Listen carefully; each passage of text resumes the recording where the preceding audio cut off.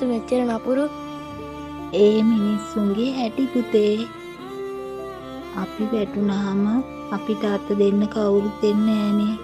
අපිම තමා නැගිටින්න ඕන. අපේ තුවාලවල වේදනාව දන්නේ අපි විතරයි.